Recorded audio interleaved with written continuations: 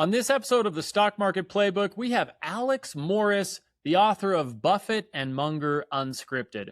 This is an episode you cannot miss. Alex takes years and years of questions from Berkshire's annual meeting, compiles them into the most important stuff, and it is awesome. You're going to love this episode. Give it a look, and Alex, take it away.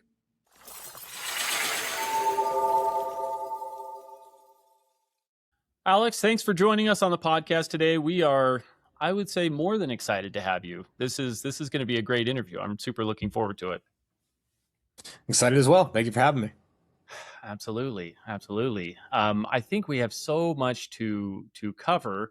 And I'm sure you've had a lot of podcasts, interviews where you've talked about your book, which came out about just a little over a year ago. Was that kind of early 2025? Yeah, January 25. 2025. And for anybody that's maybe hearing your name for the first time or not sure what your book is, it is Buffett and Munger Unscripted. And I think it has sold more copies than, the Bible. I mean, this thing is just on fire. It's a super great book. So I'm excited to dig into it. But tell us, how was the process of writing this book? I mean, kind of give us a little bit of the impetus of how this all came about. Sure. Well, I could start by saying that Morgan Housel, it seems every few months, is updating his millions of copies sold of The Psychology of Money. And Buffett and Munger Unscripted, while it has done better than what I could have expected, because I really didn't know what the expectation should be, is not in the millions of copies range. So we have some work to do to catch Morgan, but maybe we'll get there one day. We'll see.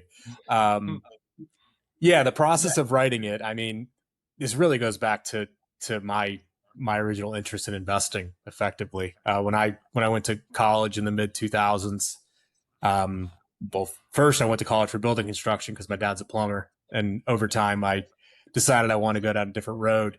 And there was a particular summer, I believe it was my sophomore year, where I stumbled upon Buffett and Munger and the Berkshire letters and Larry Cunningham's book, The Essays of Warren Buffett, which is a very kind of similar structure or idea of organizing the letters by topic and conveying these insights in a way that's a little bit more digestible than, going through and reading 40 or 50 years of annual letters.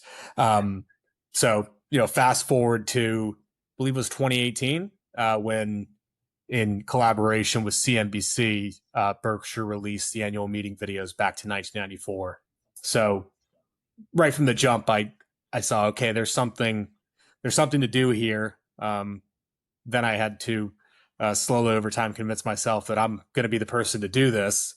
Originally when they did it, it only was on CNBC with their video web player, which is somewhat of a silly reason, but it's not anything like the YouTube web player where you can easily, fast forward and rewind and change the speed of the audio, et cetera, et cetera. So it was more challenging at the start than I was prepared for. So I dithered for a little while before eventually getting in contact with Harriman House and reaching out to Berkshire to kind of to get their approval or they're okay with me going forward with this project. And then once that happened, I had to get serious about it. So it was a couple of years of fairly serious work, but it's obviously subject matter that I love, and a lot of it worked for kind of idea generation at TSOH for my writing. So it was something that I enjoyed spending the years doing. That said, I am also glad that it's done. I'll bet. And just to kind of give some statistics, I guess here, 150 hours of footage is what you had to go through. Does that sound about right? And about it's right around 5 or 6 hours per video, basically.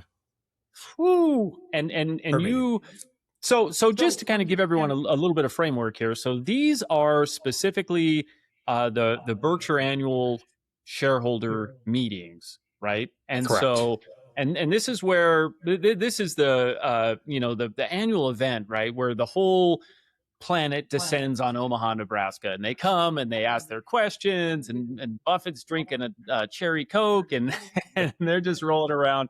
And so you took all this, you compile this. 1,700 questions is kind of what you dialed in on, right? With all of Yeah. this. I mean, 1,700 questions. That's significant. These aren't questions like favorite color. I mean, I've watched these questions and they go on, and then Buffett or Munger have elaborate answers. I mean, what an undertaking. Yeah. It took me a while to figure out how to actually go through this and kind of structure how to go from the listening to then having something where, as I got done with 1, 2, 5, 10, 20 meetings, I could actually have something that was workable. So I eventually settled on a structure where I did a lot of kind of basic categorization in Excel, and fairly rudimentary green, yellow, red type of this is definitely in, definitely not in, maybe in. I also made a decision fairly early on that there's been a lot of discussions about things like philanthropy and stuff that has more of a political slant to it, life advice questions, etc. All things that are useful in their own right, but I wanted this to be really focused on business and investing. So that helped me to kind of narrow it down somewhat, especially in the later years as they became more and more popular and the meeting became more than just something where it was shareholders asking about Berkshire. The topics became a lot broader. So that helped with narrowing down that 1,700. That said, the book's still 500 pages. So they've said a lot of really smart things and intelligent things over time. And I could only cut so much. So I did my best. Oh man, what an undertaking. So and specifically on the topic of not including, say, political life lessons, all that stuff. Did you struggle with that at all? Were you like, look, this is too overwhelming and let's stick with investing? Was there some stuff where you're like, man, I mean, Buffett really nailed it on this life lesson. I should really throw this in. And I mean, did you just stick to it 100%? We're going investing only. Yeah, the ones that were the most challenging is some of the conversations around taxation or regulatory policy and things like that, where you get to a bit of a finer line, particularly as it relates to like the utilities business or things like that. So I try to be thoughtful about what to include or not include there. Um, but yeah, I think it was fairly easy to figure out what should be here or should not be here, and maybe there's enough material one day for a different type of book. But I really wanted to serve the person who, again, was, I pictured at one end of the spectrum me in the mid 2000s picking up a book like this for the first time and being able to dig in and get value out of it. But I also pictured at the other end of the spectrum, even people who would be the type of person to go listen to these meetings on their own. I even wanted them to be able to pick up the book and go, hey, there's something here that I don't remember hearing before, or it's just structured in a way that really allows me to derive insight on a topic like, for example, Geico and telematics and competing with Progressive. Reading it chronologically in 4 pages, what was said over 10 years, it hits you a different way than listening to the 2012 meeting and then 6 months later listening to the 2018 meeting, right? So I thought the structure could add value even for the most diehard Berkshire fans. So the feedback that I've received from people is that it kind of works at both ends of that spectrum. So that's been encouraging. No, I think that's great. I mean, these guys definitely cover a ton of material. People love what they have to say about everything, and so to just say we're gonna hone in on this and this only, I think was such a smart move. And it also gives you a part two and a part three. I mean, and a part 10 probably from all the material there. So that's super cool. Now, speaking about like Geico, for example, and I think even like Apple to some degree. Buffett has kind of infamously been not really into the tech side of things. And I mean, I don't know how much you call Apple tech and how much you call it hardware, I mean, and everything in the middle, consumer, whatever. But I mean, he ultimately went with a pretty large position in Apple. Geico, he kind of changed his point of view on over time. And there were things along the way that he was, I would say, adamantly against, and then became a supporter and an investor and that kind of thing. And I mean, what does that tell you about I mean, there's infamously investors out there that just will never do something or will only do something. And to see somebody like Buffett, who's been so successful, go from no to yes, I think that small thing is like significant. Yeah. I mean, I think one of my, again, I've been following and studying them for a long time, and have come to certain insights or beliefs about what they really truly focus on and care about.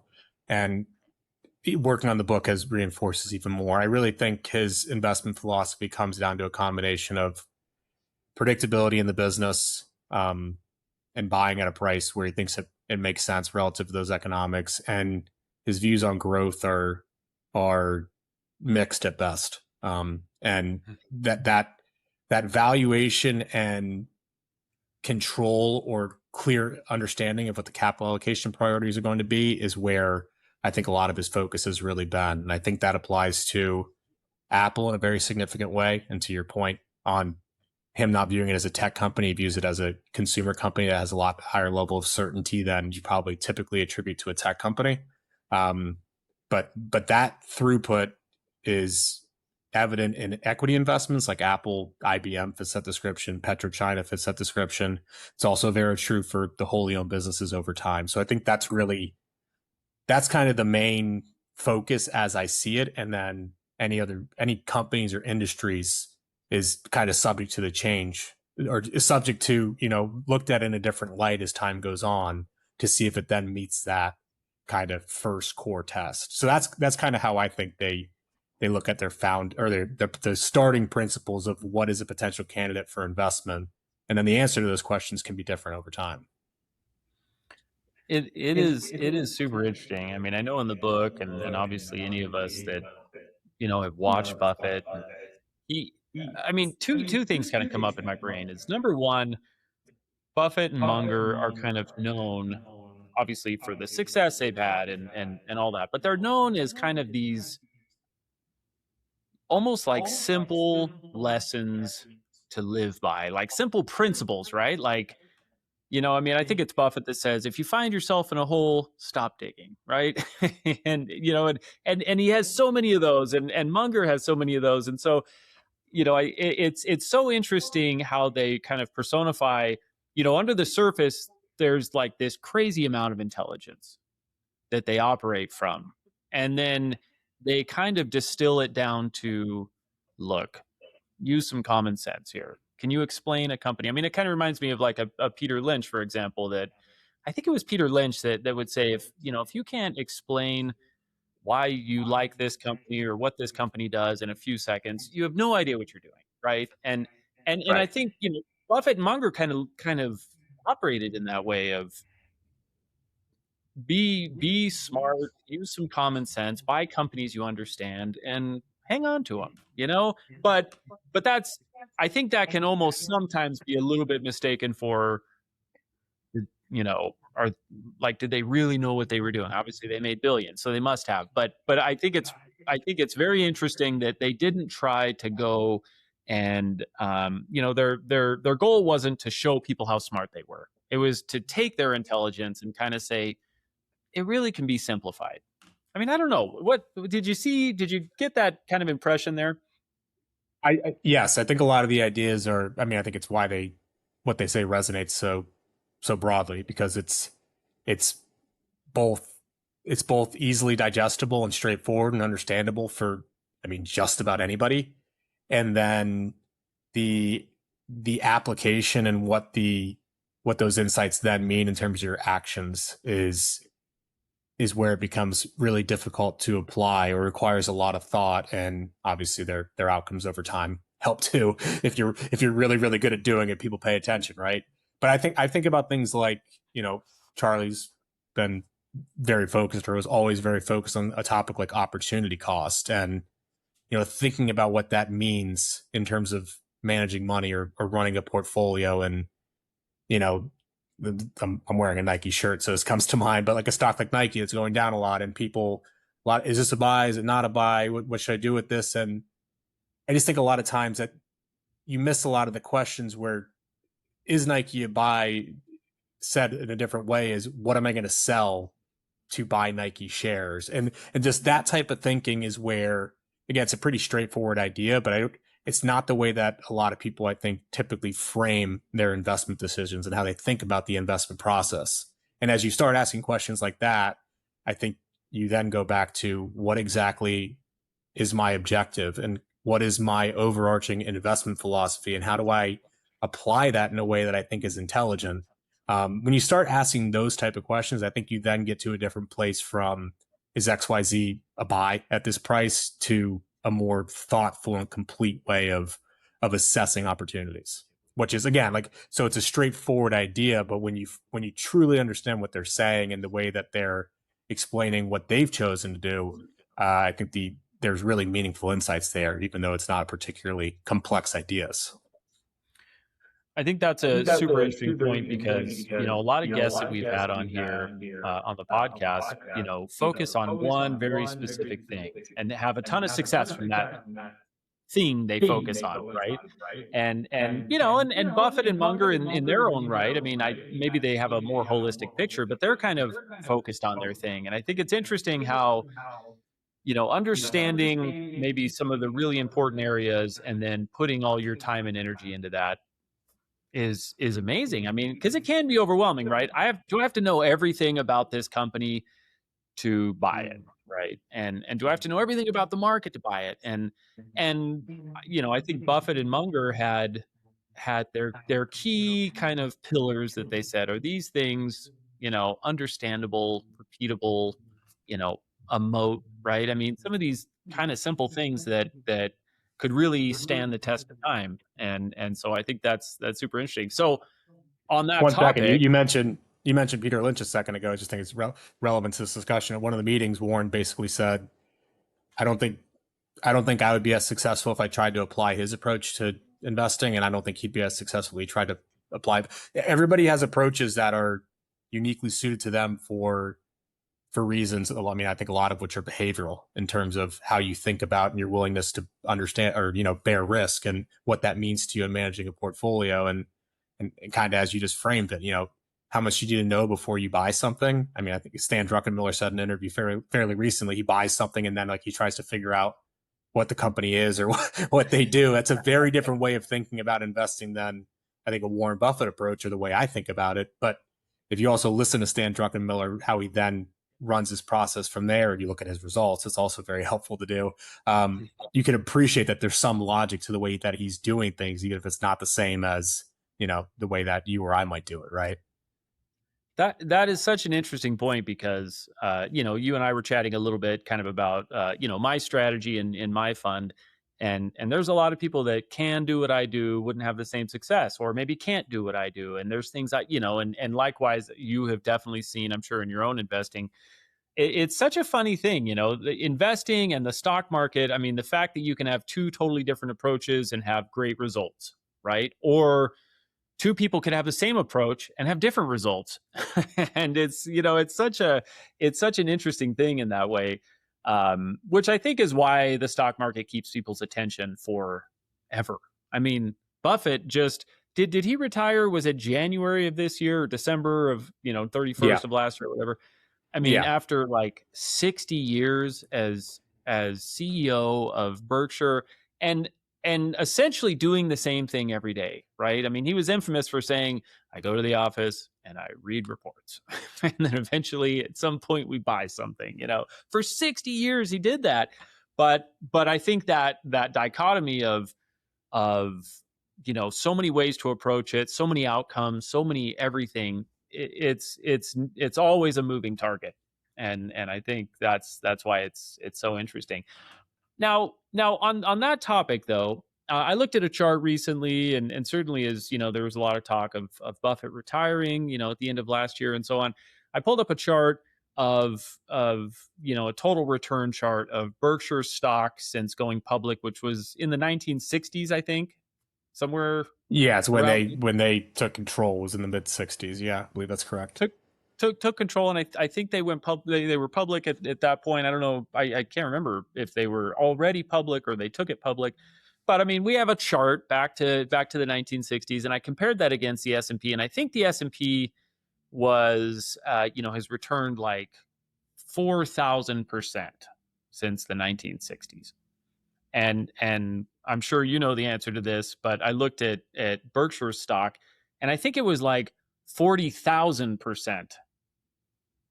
I think I that's think I think it's even more than that. It's only because the one statistic that people say is Berkshire could go down.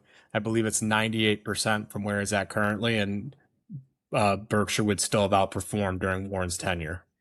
So, it's so crazy. so yeah, So more than a 10x gap. more, I mean, good grief. So he just, they kill it. They obviously had, an investing run, and even to that topic, by the way, I think I saw, from their annual meetings, wasn't there always like an auction, and they would say we're going to auction off lunch with Warren Buffett, and the money goes to charity, right? Yeah. And I think, I don't know if you came across this, but it was like, it was in the last couple of years that one of the investors, who runs a fund, won the auction, went to lunch with Buffett. And correct me if I'm wrong. This is just like, I'm digging on my memory on this one, but I think the investor, the hedge fund manager, said, I just wait to see what Buffett buys and then I buy it. And that was his whole strategy. And his fund has been wildly successful, right? Buffett buys it, I'm buying it. Let's go. I Yeah, well, mean, that was a very effective strategy for a very long time. Owning Berkshire was a good idea. So owning the thing that Berkshire's owns has also been a pretty good idea for certainly been for a some decades. Things have yeah. certainly changed here in the last 10, 20 years. The nature of what Berkshire is has changed, and the nature of their equity investing outside of a few examples, most prominently Apple.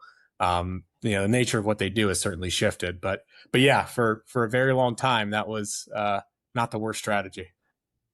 It was a pretty solid one for sure. And now, and on that topic, right? Where do you think, actually, I'm going to back it up, because one question, like we talked about, Berkshire outperformed the S&P by many magnitude of movement, and I mean, how much, just in your opinion, how much would you attribute that to their solid investment analysis and principles, and just the fact that so much stuff went up so aggressively over the last several decades? I mean, America was expanding like crazy. So is it a little bit of both? Is it a lot of one, a little bit of the other? I mean, what do you think? Yeah, I mean, I think it's a little bit of both. I mean, it depends how you think about what's in that first bucket. I think partly, I mean, a very important part of Berkshire's success being the growth of the insurance businesses over time and the attractiveness of their insurance businesses, and a very significant amount of float that has been invested very successfully. So between the insurance businesses, some of the wholly owned businesses like a Geico, for example, and the public equity investments, think of things like American Express or Coca-Cola and other things like that. Apple, obviously, a very prominent example in the last decade or so. I think it's a combination of all those things, and obviously the tailwind of America generally has also been quite important. And it's funny, now we're at a stage where Berkshire is. I titled my most recent post about Berkshire transition because I feel like this is a pretty notable moment in time for the company, particularly as it relates to what's going to be the balance sheet / capital allocation focus going forward. Most prominently as it relates to the significant buildup of excess cash in the last 10 years or so. I just feel like that. I feel like that approach there's a certain ability to operate in that way when Warren Buffett's still the CEO and when he's, call it in his prime, even if his prime was when he was in his 80s, right? Versus in his later 90s. With Greg as CEO, I just feel like it's just a more challenging thing to do unless the company really wants to adamantly say that, hey, we can go out and spend $100 billion in a couple weeks if the environment is supportive of that. If they still believe that, then then maybe they can hold on to this for a little longer. I just don't think it's how the business will be operated. Call it 5-10 years from now. The second thing that I think might be different is how some of the subsidiaries are managed, or how tightly the focus is on, ensuring that they're best in class in their industry, which there's a high bar here because it's Berkshire. So I think these things should be taken with a little bit of a grain of salt. But you look at something like Geico, which I mentioned, and them falling very significantly behind someone like Progressive, and they've donated a ton of market share over the last 5 years. I mean, in 2021, Geico had more policyholders in the auto business than Progressive had. And fast forward to today, and Progressive has like 11 million more customers than Geico. They've crushed them in the last 5 years because of largely because of falling so far behind in telematics, and then not being able to price rate to risk in a way that they needed to. You see something similar with BNSF in the rail business, and the operating ratio gap to UNP, which both of these things have been discussed for well over 5 years now, and have not been fully addressed to this point. So I just think you'll see a additional level of aggressiveness in terms of making sure that these businesses are, especially the really large ones, are run, as well as they should be. And I think Warren was probably a bit more hands off in how he thought about that. And it gets to what I was mentioning before. I think he really, in a lot of cases, I think he bought businesses with the perspective of, I'm paying a price based on a current volume of output and betting on the sustainability of a franchise and its economics. And I'm not really buying things for incremental growth. And he put a very significant price tag in terms of the incentives on the cost of capital for managers to retain money to invest it in the growth, right? And I just think this is going to be part of Berkshire's investment opportunities are not as attractive as they were 25 years ago, mostly because of size. So there needs to be somewhat of a rethink in terms of how do we go about solving that problem? A very good problem to have, of course. Having too much money is a nice problem. I'm sure a lot of businesses wish they had that same problem. But I think even, them announcing, or Greg announcing, that they're turning the buybacks on, and they're going to be a little bit less selective in something like that. I just think it's a required change that honestly Berkshire probably should have made a couple of years ago, in my opinion. Interesting. So do you think Greg coming in, Greg Abel, right? Yeah, Greg Abel. So you think him coming in, and I actually saw this interview, a little short clip of Buffett saying, Greg is so great. It's crazy how smart this guy is.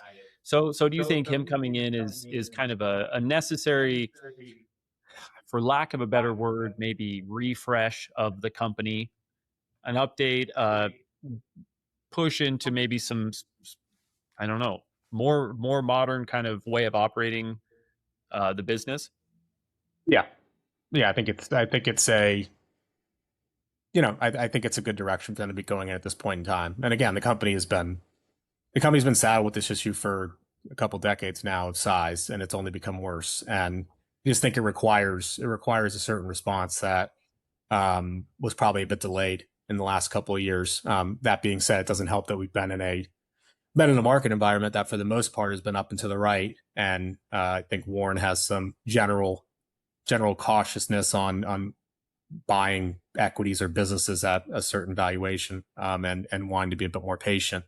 As the cash keeps building, then you run into a bit of an issue though, in terms of, what are you going to do? And I just think that probably got to an extreme where Berkshire doesn't need to be as stringent on, for example, the gap that they demand between the price of the stock and intrinsic value to buy back some shares versus a ton of shares. I just think they'll change how they think about stuff like that. Interesting. I think it's certainly on the minds of, a lot of these, obviously shareholders in Berkshire, and just investors in general. I mean, that's a huge topic of moving into the next generation of someone and something that's been so prolific and and what they've done. So that is going to be something to watch. Now, in writing this book and compiling this and kind of digesting all this information, how has this changed your approach and your investing, and how you look at markets and valuations, and what did that do for you?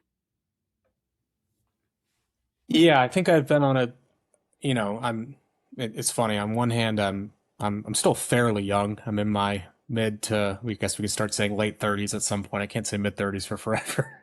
Um, on one hand, I'm still fairly young. On the other hand, I've been doing this for, I've basically been obsessed with this for coming up on 2 decades now, and I feel like I've learned a lot of things along the way, and particularly in the last 5 or 10 years, as it became, I got it to speed, and I started having some sense for what I was doing, and then I got, call it 5 or 10 years of real experience, and learned even more, right?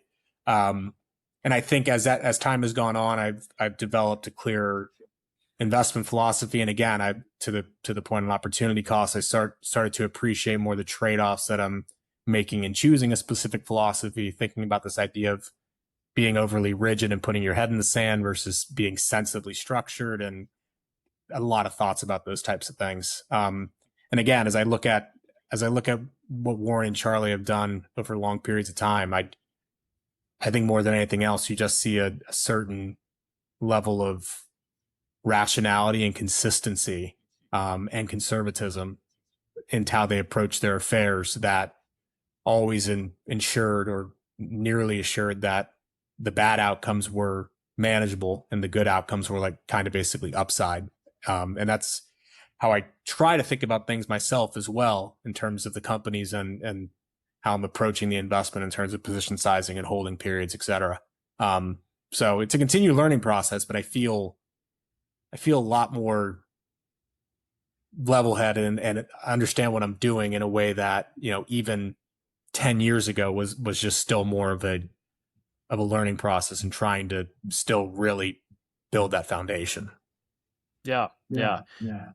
I mean, is as good as the market has been the last 5 years or so, it's had wild moments, and we've seen, just in the, I mean, if we take 2020 out of the picture and we just say, okay, big recovery, and last half of 2020, 2021, but then we're just absolutely pounded in 2022 with interest rates, and then we have tariff news, and Iran news, and so on. Lots of volatility, lots of big things have happened in the last couple of years, and there's been great opportunity, and there's been major risk, right? And now we, on top of everything, we're staring into this massive AI expenditure, right? And the looming question of, is the money justified here? Like, is it really justified? I'm a huge fan of AI. I cannot believe the amount of value I get out of $20 a month. I mean, it's unbelievable, right? And so, I mean, taking some of their framework, how do you look at, say, this current market condition? Do you feel like there's a lot of overvaluations, or under, or, I mean, how do you look at kind of where we're at right now?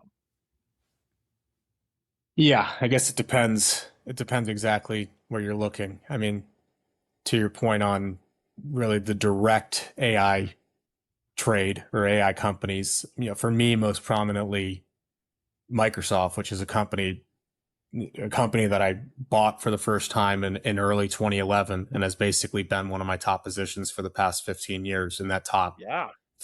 top three basically. And it was really it started again, I'd been investing for like 5 years at that point. So I wouldn't call it the most intelligent decision in the world. The thought process behind it, I wasn't betting on cloud computing or AI, right? This is a traditional value stock, and I think it's cheap on, PEX cash, something along those lines. But it's really been informative to me in terms of how it evolved my views on what I'm looking for in an investment. And in this example, as the company goes from being a value investment to the story actually becoming a lot clearer, particularly in terms of Microsoft Cloud, what does that transition look like, and how do you kind of navigate that? Um, so I think that's taught me a lot over the last 15 years. But now I've hit this point where the narrative has, and the reality to some extent, particularly in terms of the dollars being invested, right? We've hit another kind of big inflection point. And my takeaway thus far has been, and Meta to some extent for me fits in this discussion as well. Both of those companies at a point in time were a mid-teens percentage of my portfolio. And as their valuations got to a place where I was a little bit more uneasy, as the CapEx ramp kept going and got to a place where I was a bit more uneasy, and as I found some ideas that I thought were really attractive and needed the capital to invest, I've taken those sizings down somewhat significantly. And I'm at a place today where I don't have the necessary level of comfort to really press those positions, even as the prices go down. Obviously, how drastically they went down might change that thought process somewhat, but so I guess that tells you how I feel about even just the broader AI capex trade, right? Or those investments and what the ROI's going to be, and when that ROI's going to be seen. I do not have a high degree of confidence on that question, which was okay when we were talking, low tens of billions of capex. We've now got to a place where, I mean, in the case of Meta, we're talking about 50% capex intensity on 26 revenues, which is a insane number. Like, these are numbers that nobody would have even considered being possible, 3 years ago. So I think it's really fundamentally changed the nature of what these companies are and who their competitors are, and who's going to win or lose. I just think is a really tough question to answer. So that's kind of been some of my thoughts there. As you look to other places in the market, I feel like there's, particularly lately, the level of volatility feels like it's gone kind of through the roof, and that gives the opportunity to potentially try to be a little bit more tactical and opportunistic. But again, I'm trying to marry that with really a long-term owner's mindset, and not getting myself caught in a place where I'm starting to trade things where I'm not really in love with the business model or the management team, and I don't truly want to own them, but I think they're cheap enough. So I'm trying to protect myself from getting caught in that, and I've been caught in that kind of position before, and it speaks to some of the things that I've kind of applied as rules on position sizing and other things. So it's always a balancing act, and trying to be really thoughtful about that. But it's led me to some of my newer positions. Like, well, I've owned Dollar Tree for coming up on 2 years now, but something like a Dollar Tree that I followed for a really long time and had a lot of interest in, but was waiting for the story to really get cleaned up with Family Dollar and multi-price. And we could talk about that more if you'd like. More recently, a name like Peloton, which I've followed for years and years from the sideline, and was waiting for the right opportunity. And I think that's appeared here fairly recently. But again, a stock that's been, it's not just the price. There's a lot more to the story, but you think of something that was I think it was at 150 at the peak a few years ago. And now it's, as of recently when I was buying, it was at 350, 370 a share, something like that. So it's been a very significant move. The business has changed, but it's just kind of telling. And in terms of the business trends, and you see this in a bunch of other places, like in the spirits and liquor business, you see this in even something like mattress sales. The impact of COVID and what's happened subsequently is something I never would have been able to predict if you had even told me in advance what was going to happen in terms of just COVID and the overhang, right? It's the timing and the magnitude of some of these headwinds has really been kind of fascinating and a bit perplexing to kind of get your arms around. And I think you see that in how the market values a lot of these companies, right? The market itself is struggling with what exactly is going to happen to U.S. spirits volumes, what's going to happen in home fitness equipment and other things like that. So I think to the extent that you look at some of these places and have some level of insights that you've derived over time, there might be good opportunities to go after. So that's where I'm a lot less focused on companies that are really directly in the AI space, and more so in things that maybe tangentially have some benefit over time, but that are hopefully probably less exposed. It's a funny thing how the market gets so hyped about something, right? And all you have to do is look back over almost any period of time and see so much hype in something that fizzles and fades, right? While there's always outside opportunities that, and I think, kind of going back to the Buffett Munger situation, they say We just like businesses that people need to use. People are drinking Coca-Cola and they're eating See's candy and they need to have stuff shipped and they need to put carpet in there, like these kinds of situations. And it's becoming increasingly easy to forget about that stuff and just say, okay, Nvidia, let's go. Okay, Right. Amazon, what are you going to do with everything? And so I think that's interesting. Peloton's obviously an interesting one. I've watched that for years and been in and out of that one a few times. And there's a story there for sure. But if you had to, and let's narrow it down really small. If you had to say, like, what are your favorite, most important, most significant kind of metrics that you look at? Maybe your top three, if we had to say, maybe four, but let's just say, what are your top three things that you want to see, that allows you to dig deeper into a company? We're talking business metrics or valuation metrics or either.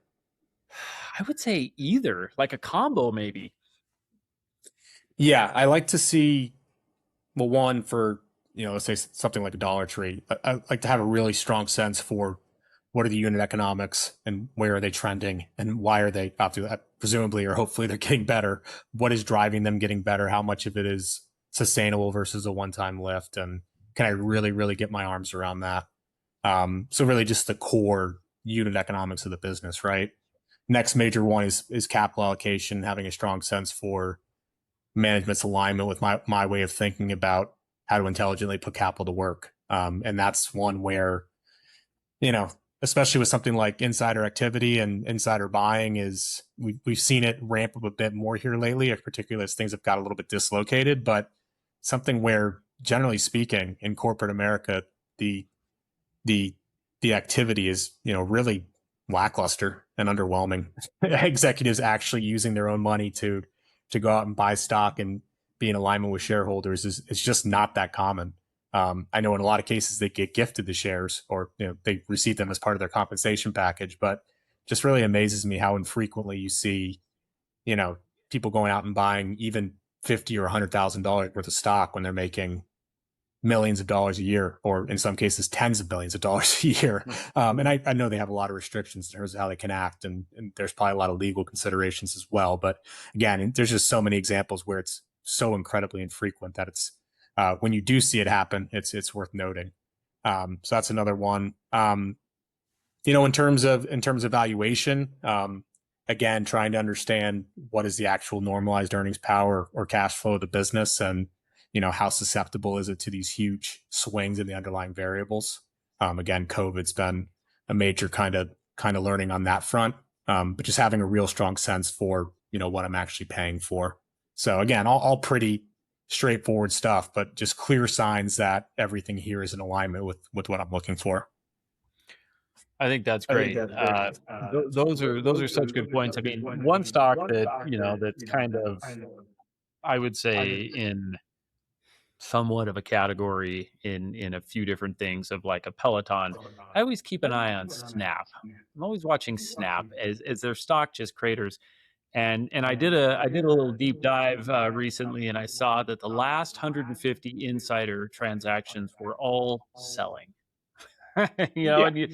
And something like that alone, you can say, okay, the people running the business that know the insides and outs can't get rid of it quick enough. Why in the world would I want it, right? And so that picture can change quickly, right? There can be, for whatever reason, short-term opportunities in there, but in the long-term run, it makes you wonder, right? And companies like Nike and some of these others that just if you look at the insider transactions alone, it's a very telling picture on all of these. But Yeah. And again, that's where you get to something like what is your investment philosophy? What are your holding periods like? How many holdings do you have? What's your position sizing? I think those ideas of that are similar to that may make sense for a certain type of investor, particularly someone who has probably a broader book of names. For someone like myself with at any given time, call it 10 to 15 holdings. I mean, to really make compromises on let me use the term management quality for what you just described to make a big compromise on management quality is tough to do when you're, when you have the opportunity to just own 10 things versus if you need to find 200 names, then yeah, it's probably a little bit more required. I mean, I think about it in terms of something like, as I mentioned a minute ago, Dollar Tree. And, I followed the company for a long, long time and had a lot of my views on the core banner have been optimistic for a long time because I have a certain belief about their value proposition and how unique it is. But the Family Dollar situation was such a mess that for me, it's like, just stay away until these issues get resolved, and you can always come back at a later date. And that one, that's waiting for that moment has worked out well. And I think about something like Crocs now, which I wrote about this week, and they bought Hey Dude, which is I don't know if you're familiar with that brand, but when Crocs bought Hey Dude? They bought Hey Dude in 2021 for $2.5 billion. And the first year or so went reasonably well, but the brand has shrunk significantly since then. It's basically been, it didn't work out well. Let's put it that way. It's a situation where now it looks cheap on a call it forward earnings, forward B or something like that. But I'm just of the mindset that I want to wait for management to very clearly be in alignment with me that, hey, we shouldn't have done this. The opportunity here is to focus on our core brand. Let's actually do that by selling this or finding a solution here. So in my experience, waiting for these things to actually get resolved, you might end up paying a slightly higher price. You might also wait a couple of years for those things to get resolved. So, it's kind of a balancing act there, which again, I think is really influenced by what type of investor are you and what opportunity costs are you giving up as you own something versus something else. And I think that aligns, back to the Buffett Munger theme. I think that aligns very much with what they do, right? I mean, Buffett has said many times, I don't swing at almost any pitch, right? It's got to just be right in the sweet spot and operating in, out of patience. And I mean, there's thousands of stocks and companies. Why do we have to rush into one, right? Find something else that meets that requirement, that criteria that you want to have, instead of trying to force something that you hope is going to work out. And maybe you're stuck in dead money with dead money for a long time. And so I think that's such an important reminder to everybody. And I love that you brought that up, is just let things get resolved, right? If the company you love is a little bit of a mess right now, find another company and it's not a mess that is underappreciated by investors for whatever reason, and buy in on that. There's always tons of opportunity. And it's, I think it's easy now. People get so stuck in the concentration of, you got to be in the AI play, or you don't got to, you shouldn't be in the AI play, or you should be in the, you should be in oil, or you should definitely not be in oil, and so there's always that, that push pull there. But I think that's just one of the best reminders is patience, wait for the good setup and swing at that. So that's awesome. Well, this one example real quick, we talked about Warren before. I think my favorite investment example, and lessons here there are a couple of different lessons here, I think, but one of the most fascinating things is, so Berkshire started buying Coke for the first time they started buying in 1988. They bought more in 89. Then they made a final purchase in 94. And they have not bought or sold another share of Coca-Cola since 1994. So that's 32 years ago now.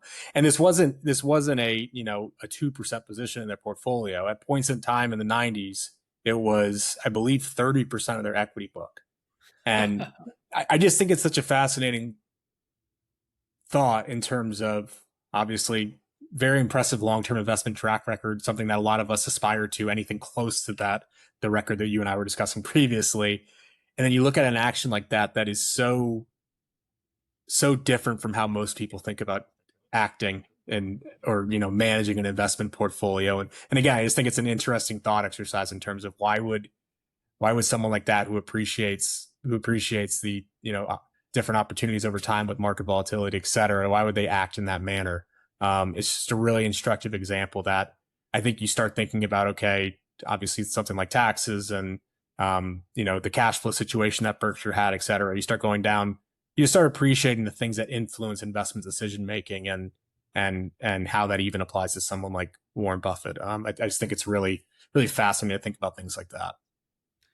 It, I mean, I think that there's probably so many fantastic lessons, and specifically from your book. I mean, I cannot recommend more that people buy this book and read it. I think you did such a bang up job in pulling out those lessons in investing, and really pulling out those lessons through examples, right, of how they managed over the years. I mean, there's so much history there. What has there ever been another company with a CEO in place for 60 years? I mean, he's got to be the longest running CEO by a bit. Like, I can't. Yeah, there's not many. If there are any others, there's not many that I know of. There can't be many, and to be able to kind of just watch that track record and watch everything that they said and then did is I think is amazing. So I mean, go out and get the book, everybody. Buffett and Munger Unscripted by Alex Morris. It's great. It's on Amazon. I'm going to post the link, unless you have a special link you want us to use, but I'm going to post the Amazon link, and I'm going to post your other links. So you also write for and do research for the Science of Hitting. Is this right? TSOH. Tell us Yeah, a little bit about TSOH. that. Yeah, TSOH investment research. Yeah, I'll make this as brief as possible. So I started when I was in college. I went to the University of Florida.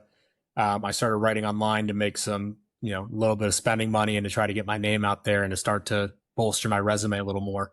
So I worked in the industry for about 10 years, but during that period, I kept writing under a pseudonym, Science of Hitting, TSOH.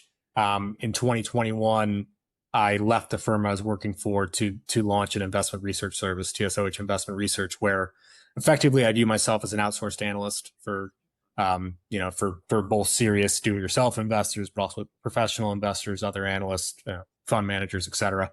And the sales pitch is effectively anything I do in my portfolio, I disclose it to subscribers before I do it. Obviously, I give them the rationale for why I'm doing it. So yeah, I post every Monday and every other Thursday, and I have on the website, you can see the list of companies that I follow, but some of the recent write-ups have been, earlier this week I updated on Crocs. I wrote about Berkshire recently. Right now I'm working on Planet Fitness, doing an initiation there. So I write about a bunch of different types of companies that I find interesting for one reason or another. And like I said before, like something like a Peloton or a Dollar Tree, I might follow something for 5 years before ever making an investment. But in both of those cases, they went from not being in the portfolio to being fairly significant positions in a fairly short period of time. So to the extent people value that level of transparency and disclosure, that is my main promise as TSOH Investment Research. Awesome. We will definitely include that link in here. The book, your investment research, and then obviously people can follow you on X. We'll post that link with this episode as well. I think you have some great stuff that will resonate a lot with our listeners and with, I think, everybody. So happy to get your name out there even more. Sounds like you've done a bang up job yourself, and congratulations on the success of the book and on putting something so time intensive and effort intensive together, but valuable for the investment community. So I think that's super awesome. Thank you. We're very happy to have had you on with us. I definitely hope to have you again in the future as these markets continue to unfold and your investment research continues to come out. So we'll definitely have you back. But thanks again for joining us, Alex Morris. Everyone, give all of his stuff a look. Super cool. Thanks again for joining today. Thank you. Great time.